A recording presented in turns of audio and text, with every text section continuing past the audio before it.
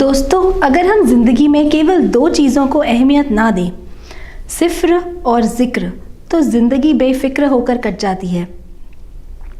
और मेरा तो काम ही यही है आप लोगों की ज़िंदगी को बेफिक्र बनाना। तभी तो मैं ये शो लेकर आई हूँ, doctor Meenu's show for good health. इसमें हम हर हफ्ते आपके पास नए नए एक्सपर्ट्स को लेकर आते हैं जो आपको ज़िंदगी को आसान बनाने में मदद करते हैं। तो आज हमारे साथ जो हमारे गेस्ट आए हैं जो हमारी ज़िंदगी को बेफिक्र बनाने में हमारी मदद करेंगे, उनमें हैं आचार्य श्री विवेक पंचतत्व जी। ये एक एस्ट्रोलॉजर हैं, रेकी मास्टर हैं और NLP कोच भी हैं। ये हमें बताएंगे कि हम स्पिरिचुअली और मटीरियली अपने आप को कैसे स्वस्थ रख सकते हैं। वेलकम टू द शो विवेक जी। प्रणाम। एक और चीज़ की हमें बहुत ज़रूरत है ध्यान रखने की, वो है हमारी दिशा। कई बारी लाइफ में ऐसा होता है, हम जिस दिशा में जा रहे होते हैं हमें लगता है लाइफ में सब कुछ गड़बड़ हो रहा है, कुछ भी ठीक नहीं है। उस टाइम पे हमें हमारी दिशा को ठीक करवाना या उसे चेक करवाना बहुत ज़रूरी हो जाता है।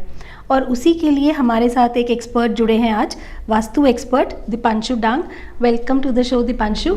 आचार्य जी, इससे पहले कि हमारा सवालों का सिलसिला शुरू हो, आप हमें ये बताइए निदान प्रणाम का मतलब क्या है? बेशक, मैं दर्शकों को बताना चाहूँगा, ये सबको करना चाहिए।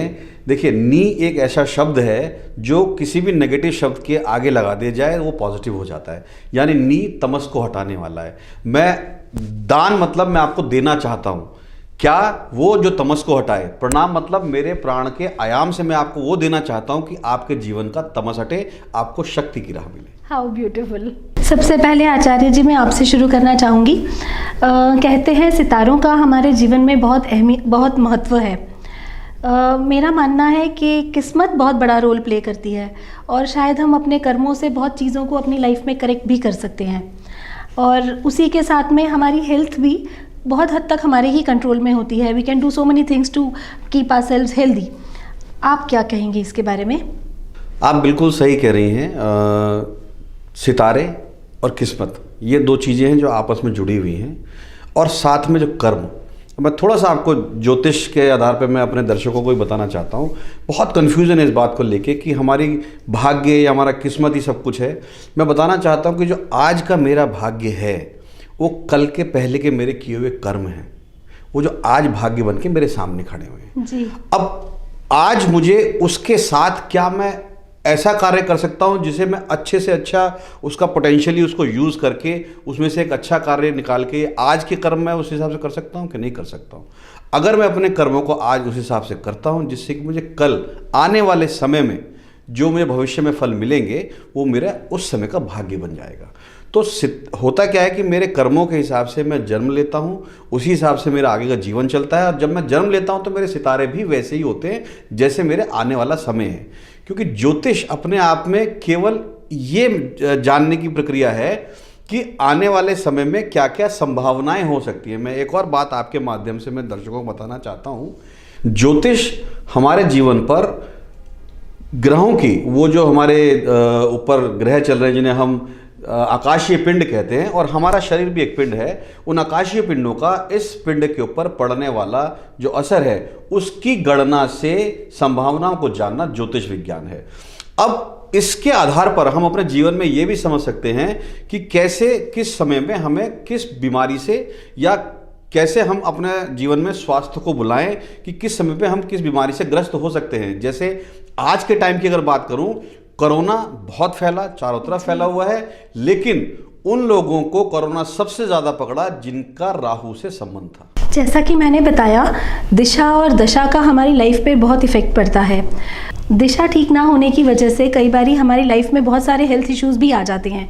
तो हम अपने आज एक्सपर्ट से जानते हैं कि वास्तु का क्या रोल है हमारे हेल्थ के ऊपर। जी, वास्तु बहुत मेजर रोल प्ले करता है हमारी हेल्थ के ऊपर। वास्तु से हमें मेंटल हेल्थ इश्यूज आ सकते हैं, रिलेशनशिप इश्यूज आ सकते हैं, it can be physical issues, bone issues, relationships या फाइनेंशियल इश्यूज आके अगेन हमारी मेंटल हेल्थ इफेक्ट होएगी, टेंशन्स आएंगी, स्लीपलेस नाइट्स होंगी, वो हमारी हेल्थ को डे बाय डे डाउन लेती जाएंगी। वास्तु इन सब को ठीक कर सकता है अगर हमारे घर में प्लेसमेंट्स प्रॉपर हों, अगर हमारे वॉशरूम्स की, रूम्स की या किसी चीज़ की भी प्लेसमेंट्स प्रॉपर हो। नॉट ओनली घर, अगर हमारे ऑफिसेज में या कहीं भी वर्क प्लेस की प्लेसमेंट्स प्रॉपर हों तो हमें ये सारे इश्यूज आएंगे ही ना, फाइनेंशियल इश्यूज आएंगे ना रिलेशनशिप इश्यूज आएंगे। ऐसे करते करते अगर हम इसकी डेप्थ में जाते रहेंगे तो हम अपने बॉडी को अपने आप ही हील करेंगे। अगर हम आज एक रेमेडी करते हैं तो हम अपने आप के प्रिपेयर कर रहे हैं कि हाँ हम एक रेमेडी कर रहे हैं, तो हाँ हमारा माइंड स्ट्रांग हो रहा है, हमारी चीज़ें स्ट्रांग हो रही है। क्यों? क्योंकि हमने चीज़ें अपनी फेवर में मोल्ड कर ली हैं। हमारी हेल्थ साइमल्टेनियसली ठीक होने लग जाएगी। ओके।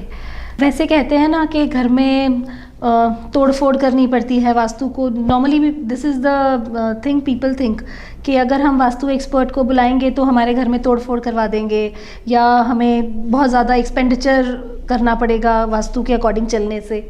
तो is it actually like this? No, it is not actually like this. हम लोग क्या फोकस करते हैं, एक इंसान हमारे पास एक परेशान होके आया है, वो पहले ही परेशान है, अगर मैं उसको तोड़फोड़ करा दूंगी तो वो परेशान ही होगा। इंस्टेड वास्तु के वो अपनी फाइनेंशियल उसमें गुम हो जाएगा, वो वास्तु नहीं ठीक कराएगा, वो अपने और टेंशन्स में चला जाएगा। हम जो रेमेडीज कराते हैं वो बिना तोड़फोड़ के, बिना डिमोलिश करे, हम लोग कलर से, हम लोग लाइट से, हम लोग ऐसी चीज़ों से रेमेडीज करा देते हैं कि वो असर तो देती है पर तोड़फोड़ नहीं करानी पड़ती है, और हमारा पॉजिटिव वे अपने आप ही शुरू हो जाता है कि हाँ तोड़फोड़ भी नहीं हुई और हमारी लाइफ का एक दिशा सही आ गई है। मैं व्यूवर्स को बताना चाहूँगी, वास्तु सबसे ज़्यादा तब उसको असर करता है, सबसे ज़्यादा नेगेटिव असर उस पर्सन को करता है घर में जिसका ऑरा सबसे वीक होता है। ऑरा स्ट्रॉन्ग करने के लिए हमें रेकी, मेडिटेशन, ऐसी चीज़ों का सहारा लेना पड़ता है। जी, इसके बारे में तो आचार्य जी आप हमें बेहतर बता पाएंगे। जी देखिए, सारा खेल ऊर्जा का है।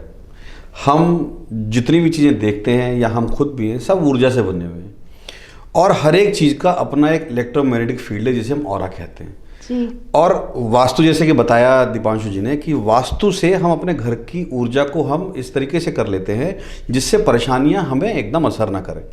फिर अगर मेरा ऑरा वीक होगा तो सबसे पहले जिसका ऑरा वीक होगा उसके पास सबसे पहले परेशानी जाएगी, और अगर घर का ऑरा पॉजिटिव है और मेरा ऑरा एक बार को अगर वीक भी है तो परेशानी घर के ऑरा से पहले घर के बाहर ही रुक जाएगी, मेरे पास तक नहीं आएगी। ओके। और रेकी हो, मेडिटेशन हो, इन दोनों से हम क्या कर सकते हैं, रेकी से जो रेकी मास्टर होते हैं, जैसे मैं रेकी ग्रैंड मास्टर हूँ, हम लोगों का काम है कि हम ऊर्जा को चैनलाइज करते हैं, हम ब्रह्मांड से ऊर्जा लेते हैं और आगे जिस भी व्यक्ति को देनी है उसको देते हैं।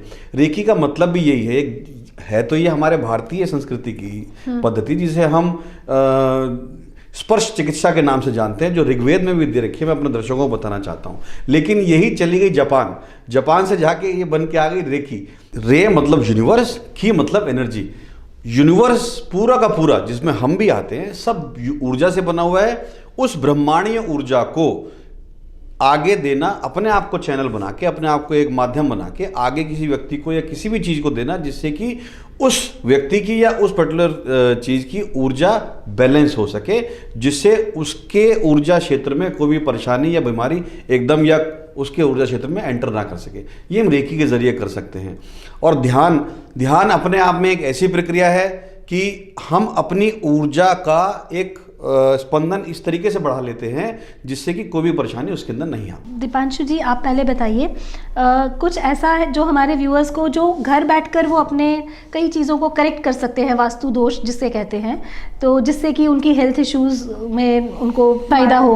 हाँ जी बिल्कुल। हमारे वास्तु में सबसे पहले कहते हैं सन की जो रेज हैं, जो सन की एनर्जी है, उसको जितना हो सके घर के अंदर सनलाइट को आने दो।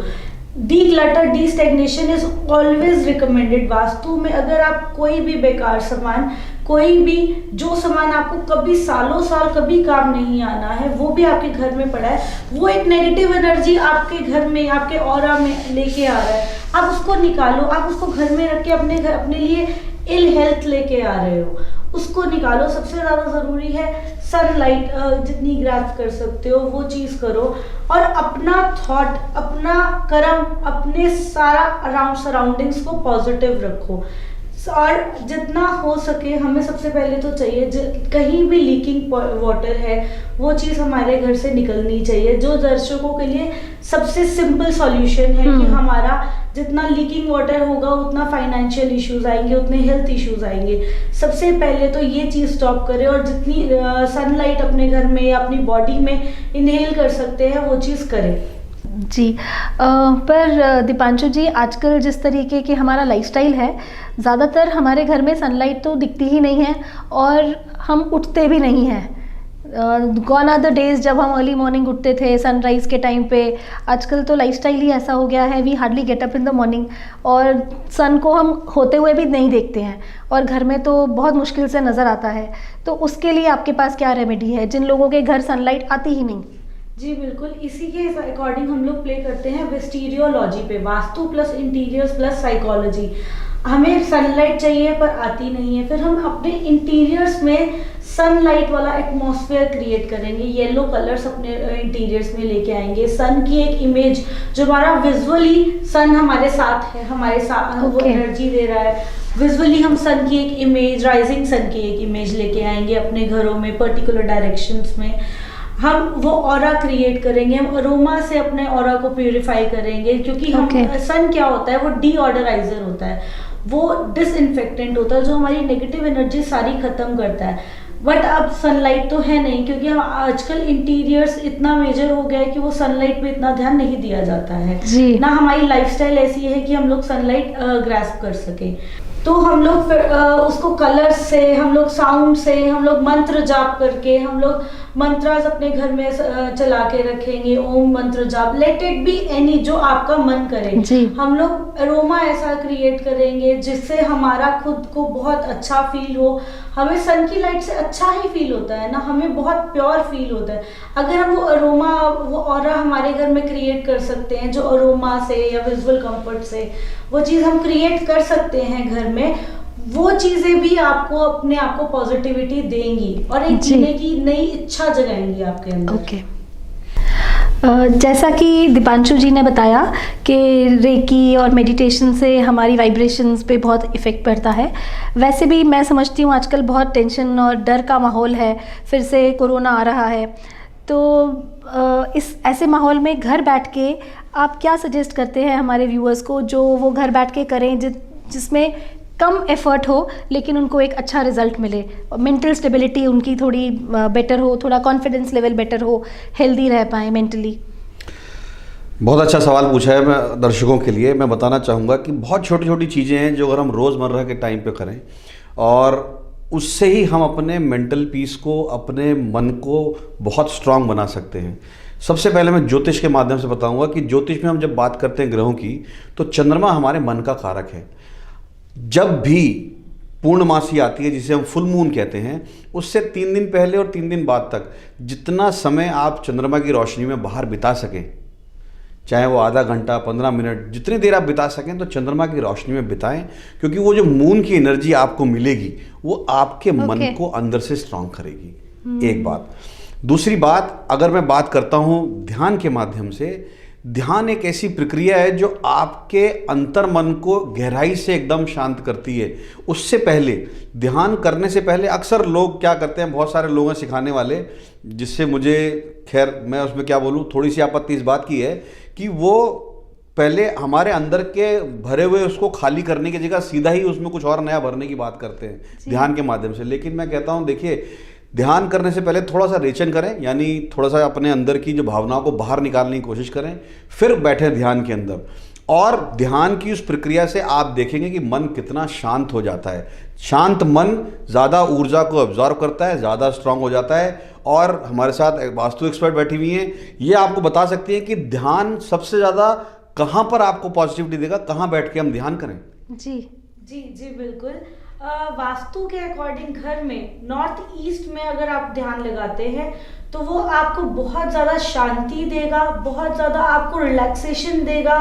आपको ऐसा फील होगा कि आप अगर प्रॉपर ध्यान लगा रहे हैं, अपने आप को बिल्कुल फ्री कर रहे हैं नॉर्थ में बैठ के, तो आप खुद बहुत रिलैक्स फील करेंगे। और आप अगर इसको कायम रखते हैं, इसको कंटिन्यू करते रहते हैं, तो आप एक तो इमोशनली स्टेबल हो जाएंगे और साथ ही साथ बहुत रिलैक्स फील करेंगे, जिससे आपको आपके मन को और ताकत मिलती है अपनी जो डर है उसको निकालने के लिए जी। और अगर आपने ऊर्जाएं क्रिएट करनी है तो आप घर के सेंटर में बैठ के ऊर्जाएं क्रिएट कीजिए। जो अपने अंदर की ऊर्जाएं आपको जागरूक करनी है वो घर के सेंटर में बैठ के कीजिए। अगर मन शांत करना है तो नॉर्थ ईस्ट में बैठ के कीजिए। जी जी, बहुत ही अच्छे टिप्स दिए आज हमारे व्यूअर्स को आपने। आई थिंक ये सब इतना इजी है कि हर कोई घर बैठ के इसका फ़ायदा उठा सकता है और बहुत इजीली कर भी सकता है। Thank you for watching the show, doctor Meenu show for good health. जाने से पहले आपको एक मैं हेल्थ टिप देना चाहूँगी। विंटर सीजन में हम अक्सर पानी पीना ही भूल जाते हैं या कहते हैं प्यास ही नहीं लगती। So today's Dr. Meenu's health tip is drink plenty of water, keep yourself hydrated for a glowing skin. Thank you.